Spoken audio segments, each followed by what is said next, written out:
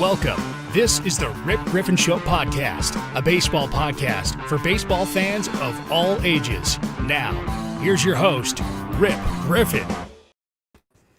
Hello, baseball world. Welcome to this episode of the Rip Griffin Show, episode number 55, I believe.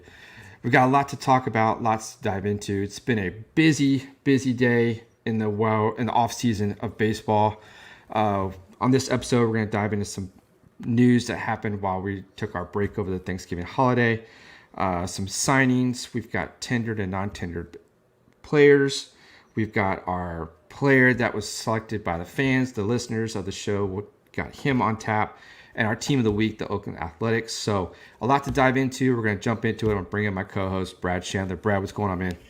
Hey, what's going on? Everything's gravy over here. Looking forward to talking about what happened yesterday. Very exciting news. It really was. And we were kind of talking throughout the day, and it was very slow. Not a whole lot was happening. And then like that last hour, everything started to pick up. We started to hear players being non-tendered, some players that were tendered contracts that were arbitration eligible. So a lot happened within that last hour yesterday. Yeah, I mean, for some reason, I was thinking that the non-tender deadline was at 5 p.m. Eastern Standard Time. So at 5 p.m. my time, I was just like, nothing happened. And then like 7:30 rolls around and like bang, bang, bang. So it was crazy. I think I'm not sure what the time was last year. It may be around the same time. But when you're kind of looking for what's going on and nothing's happening, you kind of think, okay, well, it's going to be a slow night. And then all of a sudden, boom, everything starts pinging. And we've got, signings. We can kind of dive into anything and everything. So since we had that break in between from Thanksgiving till tonight's episode, there was a couple of signings, and one of them was key, was the Charlie Morton being signed by the Braves. yeah, and a couple of friends of mine and we were talking about how the Boston Red Sox should have tried to go after Charlie Morton, and he would be a perfect fit, and how Chaim Bloom was the one that actually ended up bringing him to Tampa Bay I believe it was 2 years ago, and we all came to the conclusion that he probably wanted to stay south. He wanted to be closer to home in Florida. And come to find out, the Boston Red Sox actually made an attempt to get Charlie Morton. And basically it was what we all thought. He wanted to be closer to Florida. He wanted to be in the South. Absolutely. And I can understand that point. He's kind of in the latter part of his career. You've spent a lot of time traveling with the team, being away from your family for so long. So I understand that aspect of it, given that the Atlanta Braves do train in Florida during spring training. It's close to his hometown, so it makes sense. It's only a 1-year deal, which I was going back and forth, wondering why the Braves. What was so good about the Braves when you could have gone to any other team, And the only conclusion that I can come to think about is the fact that he was signed by the Braves back in 2002. Kind of started his career there. Now that he's reached the latter part of his career, I think it's going to be a point where maybe this is where he wants to retire. As finish his season off with the Braves, his career. I don't know. What are your thoughts on that? I was kind of shocked that he didn't stay with Tampa. I'm surprised that they didn't pick up that option for him. But Florida, it was probably going to end up being either the Atlanta Braves or the Marlins. With his age, family also in there. So, I mean, it's not surprising. It was hopeful on our end that he would have been interested in coming to Boston, but I get it in the end. Oh yeah, I completely agree. I think I was kind of honestly hoping that he would return back to Houston, given that they need a starting pitcher. But that's family is key, And when you're at this stage of your career, it's something that you kind of want to try to make up for lost time. Maybe. I don't know. I'm not Charlie Morton. And so, but yeah, so the Braves signed him for a 1-year deal worth $15 million. So it'll be interesting to see. He kind of fits in a rotation with Max Fried, Ian Anderson, who's kind of an up-and-coming pitcher. So the Braves have a good 1-2-3 punch in that rotation. Yeah. After seeing what their rotation did in the postseason in 2020, it's a good pickup on their end. Did you happen to see what the Orioles did? I did. They actually made a trade with the Los Angeles Angels. That was actually kind of shocking to me in a sense. And then after making a couple of tweets towards my Oriole friends and followers, I kind of they made a point in saying, like, he was our best player, but I mean, we've got up and coming players that are going to be playing shortstop, and if we can get some other positions in a trade, we might as well go ahead and do it. And, you know, funny story, man, Iglesias used to play for the Red Sox. So it's, you know, I have a little history paying attention to Iglesias. I mean, he left the Red Sox, and I believe it was 2013, went to the Detroit Tigers.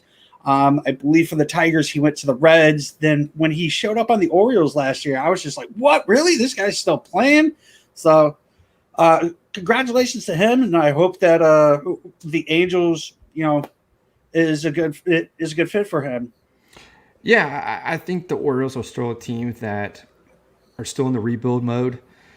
They did get a couple pitchers in return, minor league pitchers, with this trade for Iglesias. But, you know, maybe the Angels are – they went out, they picked out, you know, Anthony Rendon last offseason. I still think they still need a couple key pieces, but adding Iglesias to the shortstop position because pitching. What? They need pitching. That's right. That's what I was going to go to next because, you know, like we were kind of like you just mentioned, you know, the trades seemed to kind of be a head scratcher at first because, you know, the Angels do need pitching, and maybe they can. I mean, they are going to need to fill a void at shortstop because with Andrelton Simmons opting out or free agency, I believe, so they need to fill that void. But, you know, we'll see what happens. We'll see what happens with the Angels. So, but moving on from that, let's go ahead and talk about the non-tender and tendered players. Yesterday, there was a lot of players that were tendered contracts, a lot of players that were non-tendered.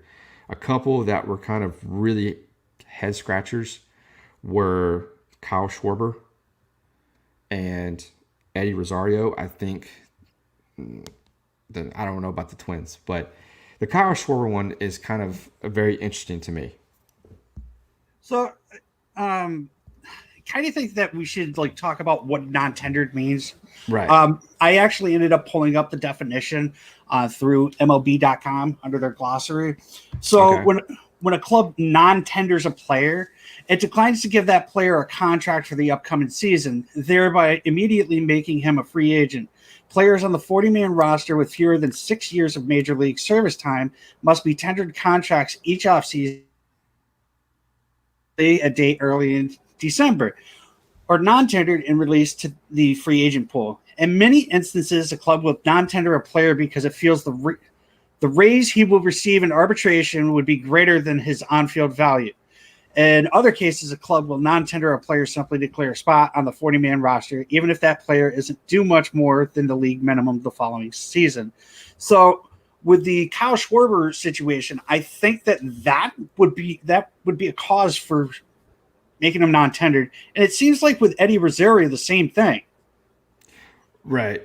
Now, the non-tender is different from a non-tender free agent is different from a free agent because these guys are still technically under arbitration because they haven't reached their major league full service status, which is 6 years. Right. So when we talk about free agency with guys like Trevor Bauer, George Springer. Those guys have already had 6 years of service. Right. Now, these non-tenure guys, they're still within that like 4 or 5 years and right. Yeah, they're year 1, year 2 of arbitration. So right.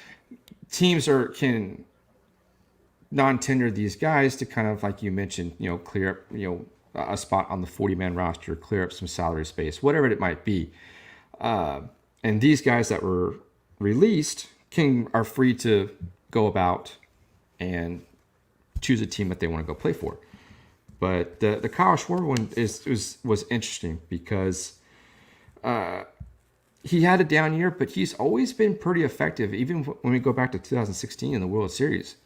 I think that many people try to like I was reading about him over the past couple days because of this whole situation that was going on with the Cubs, and his name kept being brought up. Schwarber, I mean, he's only really been big in 2016 for the Cubs. I mean, he had a couple big hits for the World Series. I believe it was in the 2015 National League Division Series. He had a big hit there as well.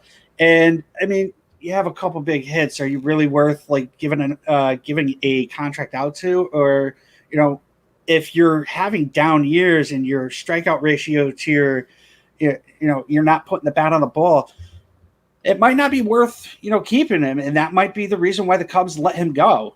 Some other teams definitely going to pick him up. He's probably going to be one of those players that end up being that need a change in scenery. Right. And, wherever he ends up going, I mean, he's got a bat. He's got power. He can hit the ball out of the park, but he plays, I believe he's an outfielder, and he used to be a catcher, I think it said.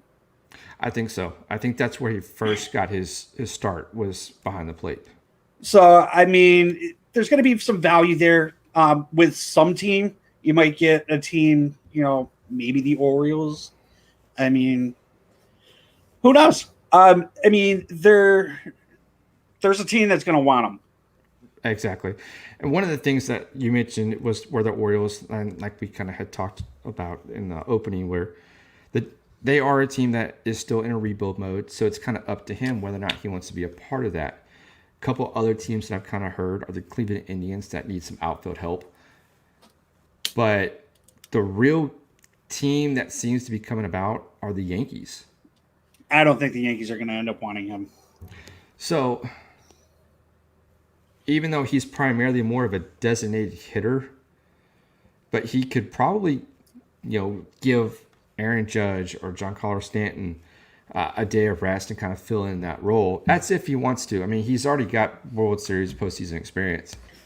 I don't see him fitting into that. And the simple fact is because you have so many outfielders in that lineup as it is. You have Clint Frazier, you have Aaron Hicks, you have Judge whenever he's healthy, you have Stanton whenever he's healthy, and then also you got all these guys that are available to be a designated hitter. You got Judge, Stanton, Hicks, then you've got Voit, you've got Sanchez. Even though he was garbage last year, he's still a threat at the plate.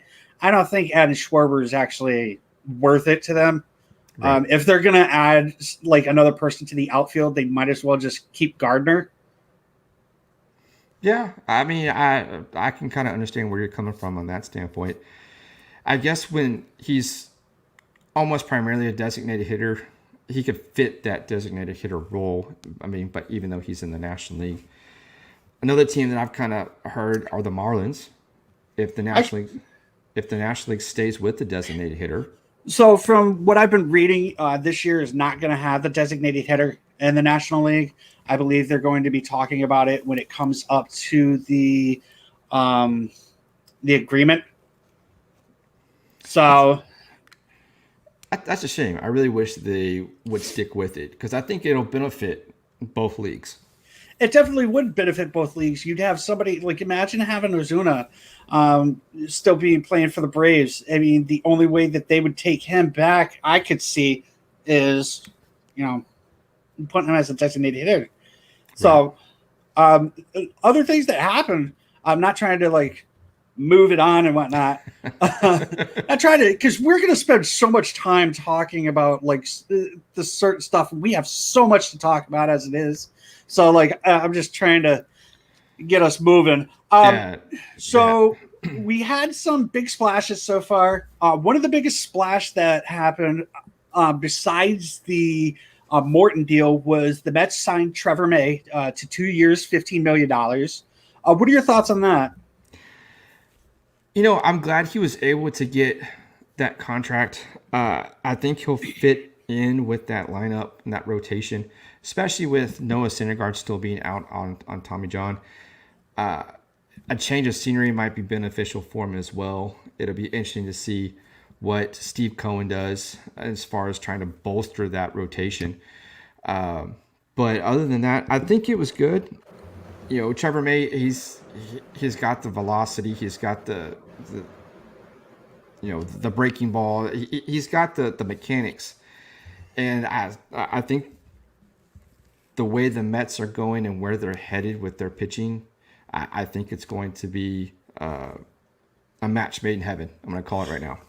I think so too. It's a little, it's a little disappointing that the Red Sox weren't in on Trevor May. I mean, there are other players out there, especially Archie Bradley, now that he has been non-tendered. I would love to see Bradley in a Boston Red Sox uniform.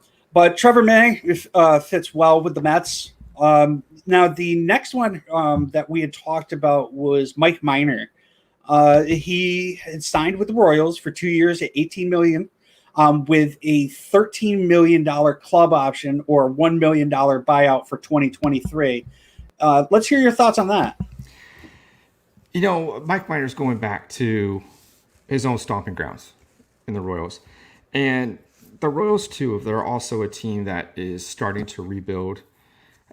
They're wanting to, kind of get back into that contention where they were a few years ago in the postseason. Did you hear about part of his contract that he is donating a percentage to whatever Kansas City Royal charities? I did not hear about that. That seems pretty cool. Yeah, so he's giving back to the community in Kansas City already, which is great. So 1% of his contract goes to any charity that the Royals would like to see it go to. So that was pretty nice as well. Right. I mean, that's cool.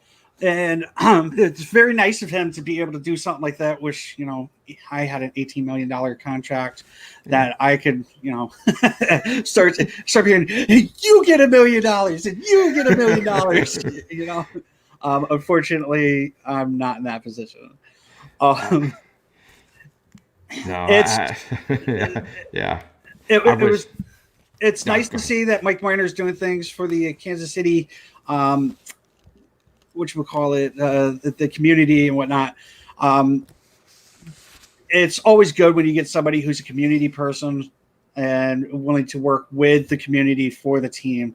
So up in Boston, I know that we had people like Wakefield, we had Brock Holt recently, we had Mitch Moreland. They did a lot of things for the community. So it's cool to see people do that and other teams, because being up in like the Northeast, you don't really hear about that kind of stuff. Right. Now, moving on, I'm not going to spend too much time on this. The Dodgers tendered the contracts to all of their players. That wasn't a big surprise. I'll let you do the next one about the Astros. Right. So the Astros tendered, they had 3 players that were arbitration eligible. That was Carlos Correa, Aledmys Diaz, and Lance McCullers Jr. So all 3 of those players were tendered contracts. We don't know what the terms of those contracts are, but all 3 of those players are under arbitration right now. So it'll be good to kind of get those guys into that rotation or into the team. Kind of lost my train of thought there, but we'll find out what their contracts are. Hopefully they will all sign before it gets to the point where it has to go to a lawyer to be arbitrated. So, but Astros have tendered contracts to the 3 arbitration eligible. I'm getting tongue-tied tonight, man. I tell you. But they also did offer a contract to Austin Pruitt, who's a relief pitcher that came from. So I heard that there was a little bit of a talk about Correa possibly being traded, which is actually extremely shocking to me, seeming as though like he seems like the team captain right now with everything that's been going on. So that's a little weird for me to hear. It really was something you wouldn't expect, but given the offseason and, maybe there's something going on behind the scenes. I mean, the Astros, they do need to kind of bolster their farm system, given all the players that they traded away to get, Verlander, Cole, Greinke, and those guys. So the farm system needs help. And speaking of farm system, they actually signed a deal with the Sugarland Skeeters, which is like 20 minutes from Minute Maid Park. So you won't see them in the Round Rock Express anymore. But that's kind of... There's a lot of stuff going on in the minor leagues right now, and I think that's something that we could leave for another episode. Yeah. There's a lot of stuff going on, and I'm not real excited about it. But moving on and trying to stay on course, and I'm not trying to take over on you here. I'm just trying to, get through this. No, we still have so much to talk about, man. We really do. And, that with the non-tender trade deadline yesterday, a lot was happening. So there's so many players, and we obviously cannot keep up with all that stuff and go on to all of that. So, but one of the things that's in your neck of the woods is the Boston Red Sox. Right. So before we get there, I wanted to talk about the Dodgers acquiring Corey Knebel from the Brewers. Okay. They acquired him from the Brewers for cash or a player to be named later. So, I mean, not really exciting news, but something happened there. So let me ask you this. Bringing in a new closer, what do you think that's going to do for Kenley Jansen? Well, Kenley Jansen really isn't the closer for the Dodgers anymore, and I'm actually shocked that they're bringing on another closer when you have you have guys in that bullpen right now that are throwing way over 100 miles an hour. You got guys that are reaching 101, 102. Who was it? Urea, and then you got Graterol Bresdell. I don't know how to say his name, but they got him from the Minnesota Twins. I'm shocked that they're not trying to use him as the as a closer. So that's a little shocking. I guess given the World Series and kind of some of the struggles that the bullpen kind of faced, we'll see what happens. Maybe this might be a good deal. Maybe this might be a bust, but who knows? I mean, look at what the Yankees did. They had multiple closers in their bullpen. You had Ottavino, you had Zach Britton, you had Chapman. I mean, all three of those guys could have easily closed out the games for them, but essentially they ended up making Chapman their closer. Yeah, right.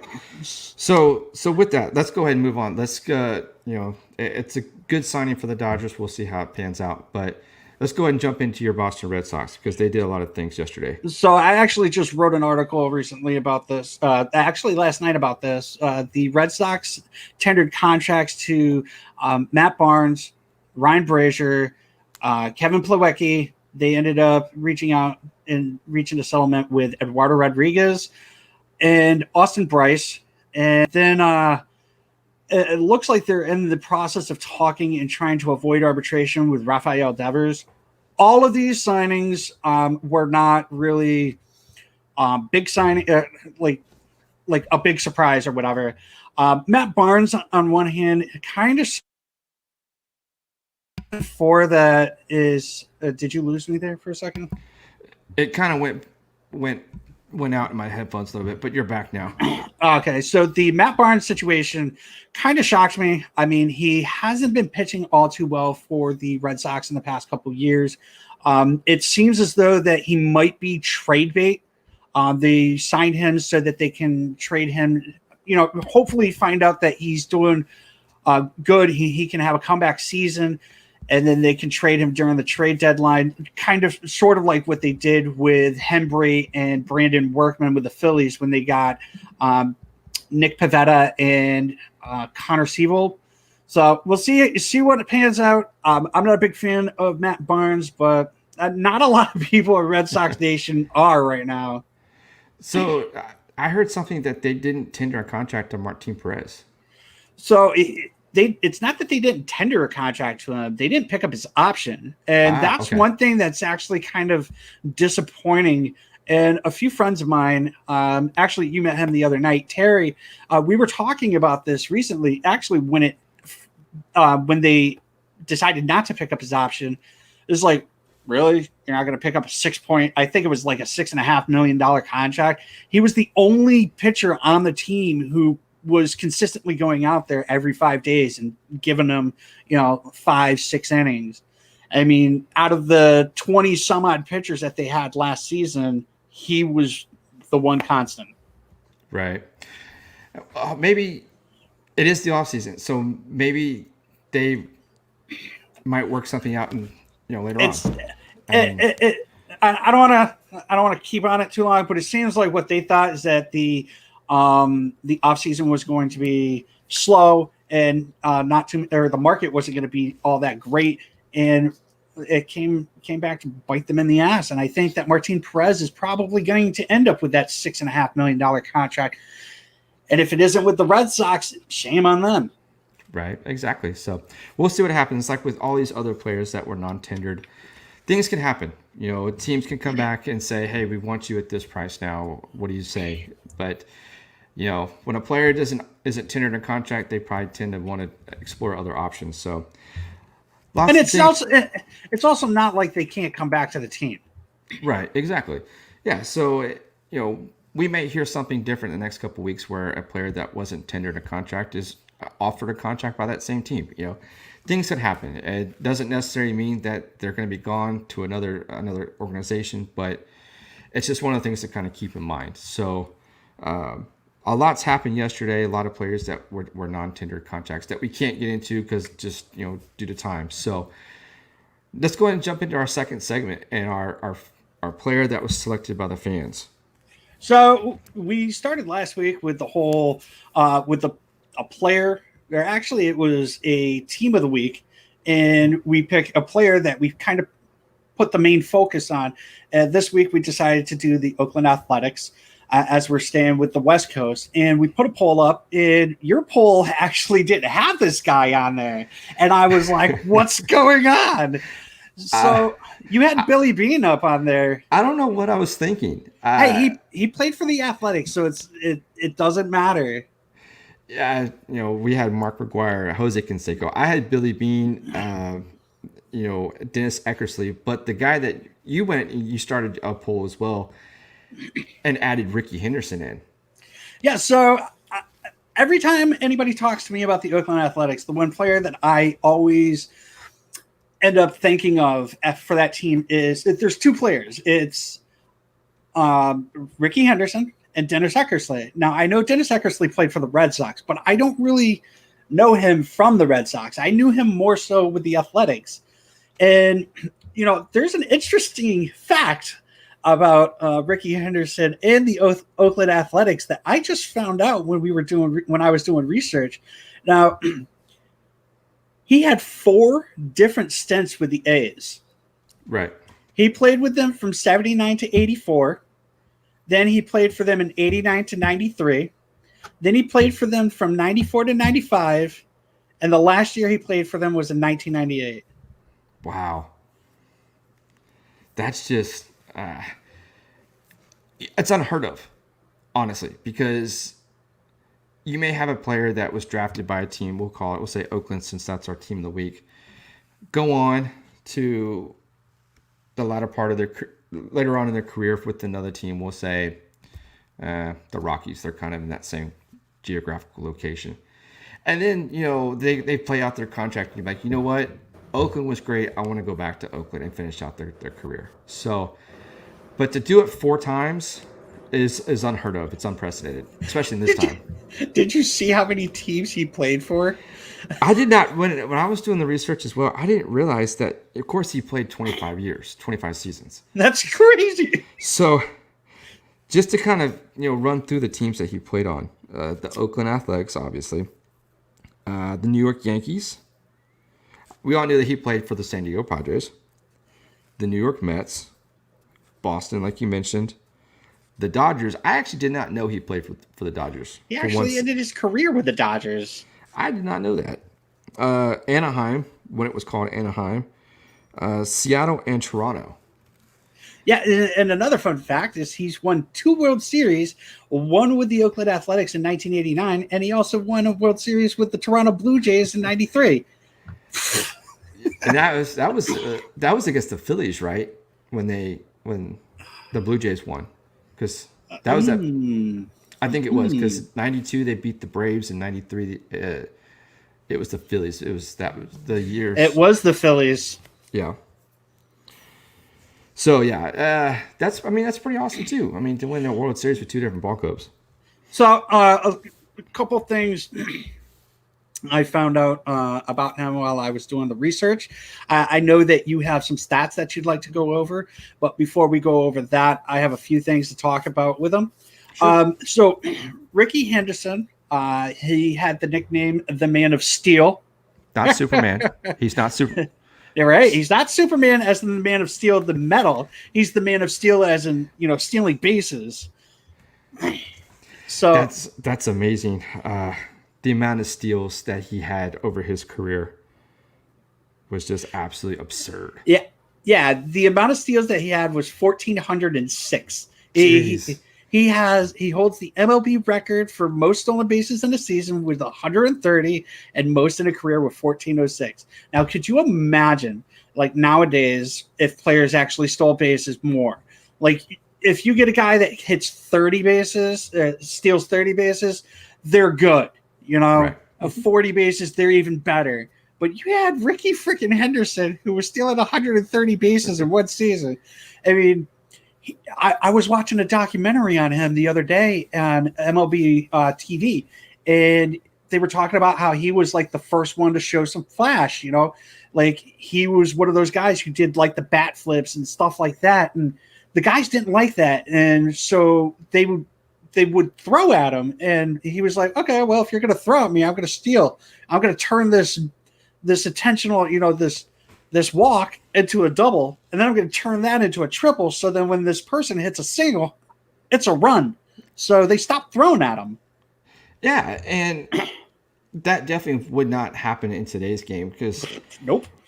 I mean, if you think about it for a second, if a player steals, 20 or 30 bases in a season, it's every season throughout their entire career, they still would not eclipse that number of 1,406 stolen bases. Nope, not at all. That's insane. I mean, that just goes to show just how dynamic of a player Rickey Henderson was. Now he was, flashy in the field as well. I mean, he does have two Golden Gloves. Did I write down the wrong number? I may have, but he did show some flashiness in the field. He does have an MVP added to his name. That was in 1990. So, I mean, he was your all-around, player. So the other thing was he also holds the record for the most leadoff home runs. Now, I think with Mookie Betts probably playing for the next 12 years with the Dodgers, he might be able to get a race up with him, with Rickey Henderson. But Henderson has 81 leadoff home runs. And back to your MVP. So he won the American League MVP in 1990. He also had an American League Championship Series MVP in 89. So, I mean, he did it all. right. He was your prototypical, leadoff man who would get on base, whether it was via home run or intentional walk or whatever, steal bases. I swear, it's like everything in the chat right now is about that check, and it's like, all right, yeah. So Ricky Henderson, when he got his first $1 million, it's said that he ended up framing it and he hasn't spent it.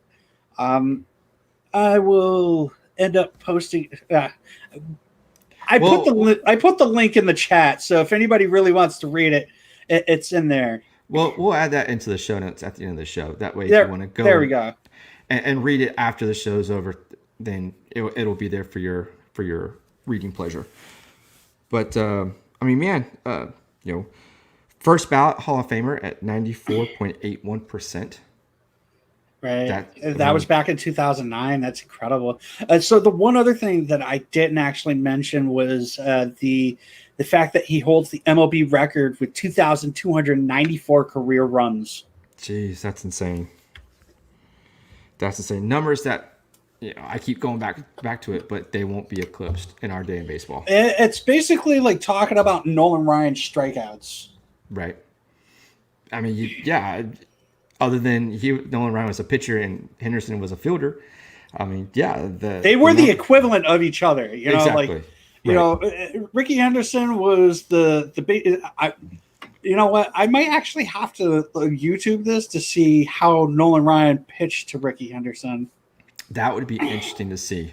I wish if there was a way that we could actually do this, on here to where we can show the viewers. But we'll check it out and maybe put a video up on the Twitter page at Rip Griffin Show. But we got to talk about that too. Yeah, we'll some point. We'll talk about that at the end of the show. But you kind of wanted to touch on the Bash Brothers. I don't know. I don't want to take it away from Ricky, but. So the Bash Brothers, if people don't know, consisted of Jose Canseco and Mark McGwire, which you put those two names together, not knowing that they played for the Oakland Athletics. It's like, wait, what? They played on the same team. So they, I had the information here. We'll just touch on it real quick, and then we'll jump into our last segment, which would be the team, the Oakland Athletics. But, they did play together. And a lot of the things that I've seen and the numbers that they put up, of course, everybody contributes them to the steroid and the PED era. But a lot of their numbers that they put up prior to that, were pretty phenomenal numbers. We can look at McGwire here for a minute. Back in 1987, he had 49 home runs. That was So that's Canseco hit 33 in his rookie year, and then right now it says that McGwire captured the award the following season when he was moved to first base and hit a leading 49 home runs. Right. So that number 49 that Mark McGwire hit in 87, that was actually his first full year in the big leagues. Right. So, that's pretty phenomenal. And, like I said, that was, pre-steroid era. So how about this one? In 1988, Canseco was unanimously voted as the American League most valuable player after batting .307 and leading the majors with 42 home runs and 124 RBIs. Wow. He also added 40 stolen bases. What? So he was the first major leaguer to ever reach the 40-40 club. I could never picture him as a runner. Nope, me neither. But wow. But it's like you're on the same team as Ricky Henderson, and what you're trying to be like, I'm gonna get you, Ricky. Ricky's like, nah, motherfucker, I'm gonna get 130. So instead of the old saying, be like Mike, it's be like Ricky. Right, exactly. Especially when it comes to stealing bases. But yeah, it's kind of weird that Jose Canseco was the very first 40-40 man. Wow, that's insane. I did not know that. So that's pretty amazing to hear. Still can't picture it, but it's there in the record books now. But so yeah, Mark McGwire, Jose Canseco, they did have their off the field issues, but for the most part, throughout their career with the Oakland Athletics, they were a pretty dynamic duo. They hit 617 home runs while they were both together on the Oakland A's. gosh. And can you imagine if the record could be combined? That would just like the home run record. If you can actually, No. Barry if it was Bonds still got them beat. and we'll touch on him when we get to the Giants here in the next couple weeks. But so maybe we'll move on to our team of the week. Let's do it. So, like we've been talking about, every week we'll have a new team that we'll talk about. Last week was the Seattle Mariners. This week it's going to be the Oakland Athletics, which we've kind of already mentioned, but we're staying on the West Coast. So, the Oakland Athletics, they're a team that has been around since 1909. It's crazy. This is probably one of the longest franchises in Major League Baseball. And my computer just froze up here, so I can't pull up my stats right now. All right, so I'll take over a little bit here. So the Oakland Athletics actually ended up starting as the Philadelphia Athletics. They started in 1901. In 1955, they ended up moving to Kansas City from 1955 to 1967. And in 1968, they ended up moving to Oakland, where they were known as the Oakland Athletics. The one thing that really kind of gets me with them is the whole elephant mascot. It's kind of like, is that what an athletic is? I don't know.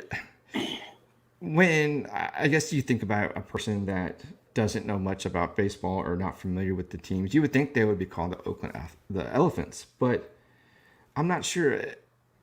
I mean, I don't know. An elephant's not really athletic. I mean, they kind of just roam around. So I have the information. I pulled it up, and right here it says that after New York Giants manager John McGraw told reporters that Philadelphia manufacturer Benjamin Scheib, who owned the controlling interest in the new team, which would eventually become the Athletics, had a white elephant on his hand. Team manager Connie Mack defiantly adopted the white elephant as the team mascot and presented McGraw with a stuffed toy elephant at the start of the 1905 World Series. So it looks like that's how they ended up coming up with the white elephant as their mascot. A little strange. Yeah. I'll take it, I guess. It's interesting. But did you know, I'm sure you probably know, but some of maybe the listeners, that the retired numbers, Reggie Jackson, Yeah. Ricky Henderson, obviously, our player of the week, Yep. Catfish Hunter, Raleigh Fingers, and Dennis Eckersley. Obviously, number 42 as well. And 42, Jackie Robinson. Yes, that's throughout the league. Right. That one's pretty unanimous and obvious there. I just had to be that person. But, I mean, a lot of people don't know that Reggie Jackson got his career in Oakland before moving on to the Yankees. Catfish Hunter, Raleigh Fingers. I mean, those guys there got their careers in Oakland. So pretty interesting. I mean, the numbers that are retired there and the players that have gone through that franchise throughout the years. But one of the things that was that the Oakland Athletics are more known for is obviously Billy Beane and Moneyball. Yeah. An organization that will do very little as far as shopping for players. They'll get the players that will take the bare minimum as far as salary, but they always.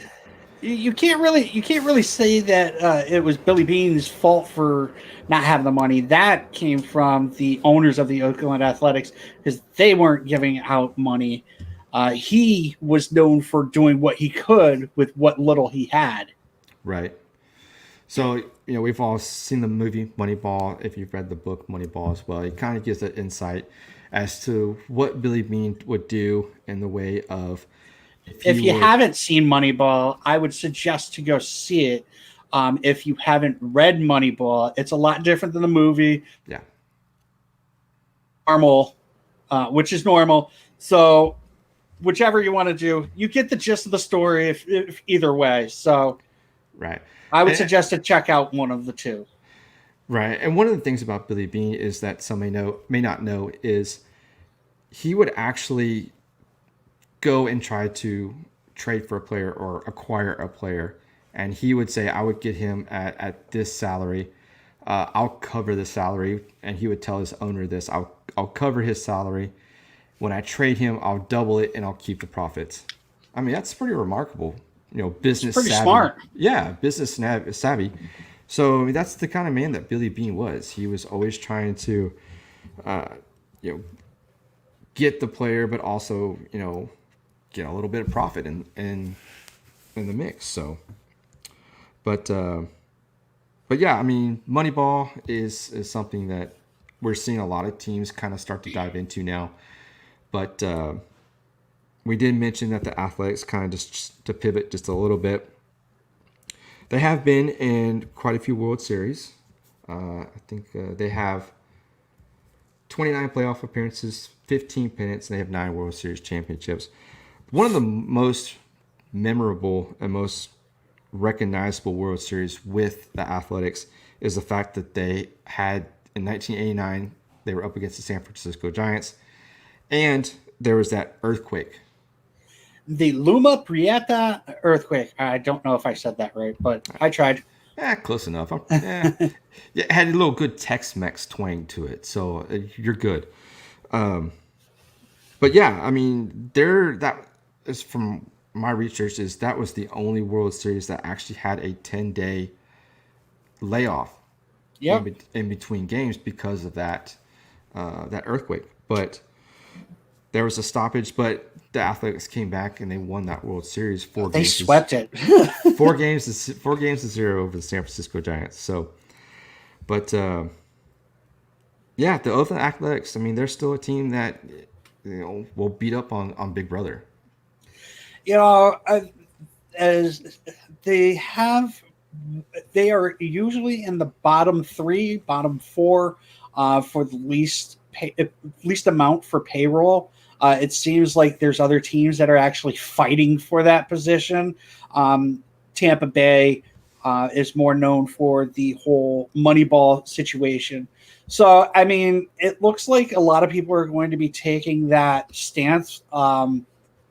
Like the Red Sox just took on Chaim Bloom, who was one of those players from Tampa Bay, or the executive, should I say, because players really isn't a correct term to be using. But he built or helped build Tampa Bay with a $72 million payroll. And the Red Sox are used to using like 170, 180, 190 million dollars. So you also got, I don't know who your GM or president of baseball operation is, but I also know that he came from Tampa Bay, and I'm sure that Crane is trying to implement the same thing.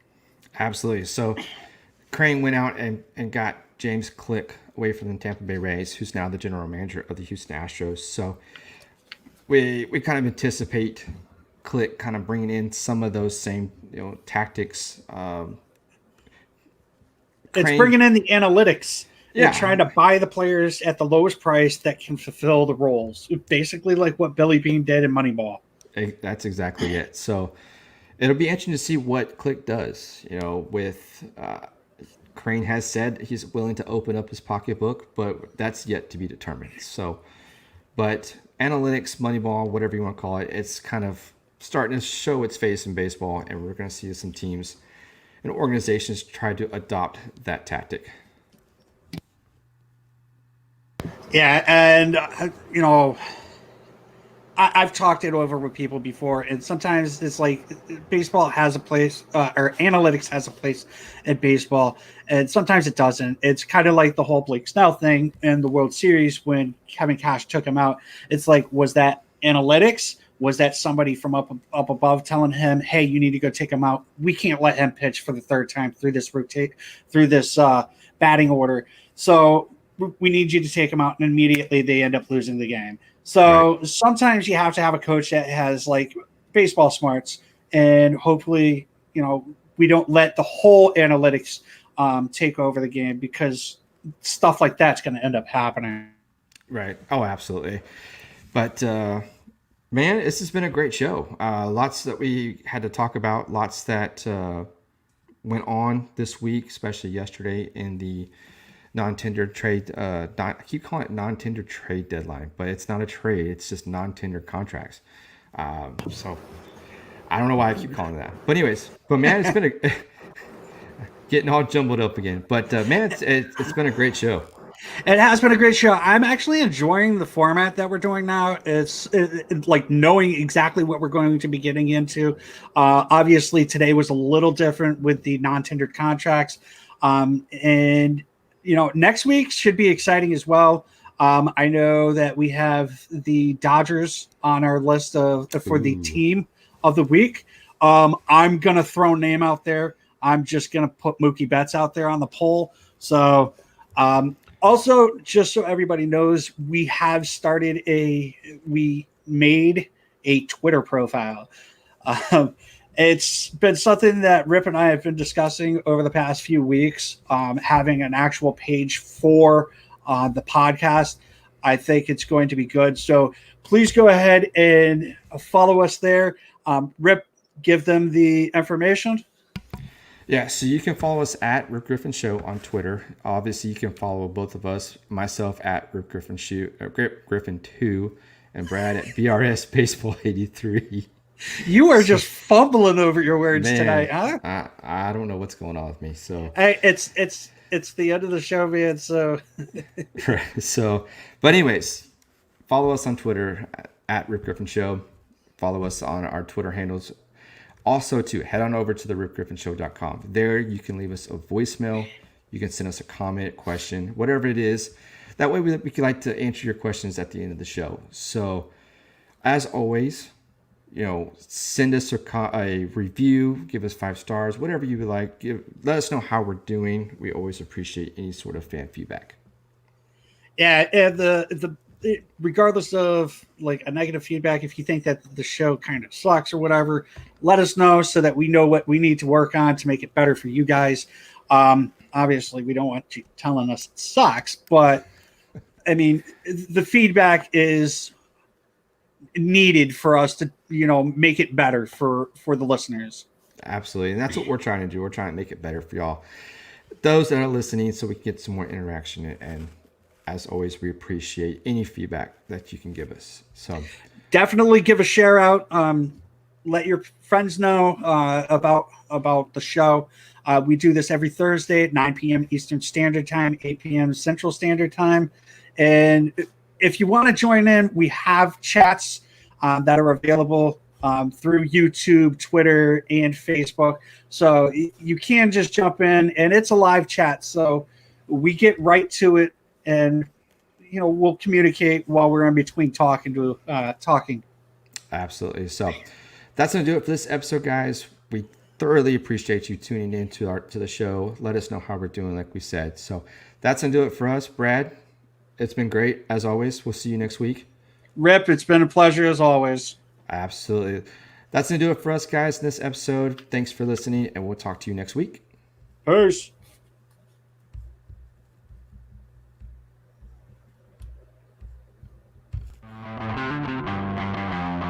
Thanks for listening to this episode of The Rip Griffin Show. Make sure to subscribe to the show on all the major podcast platforms.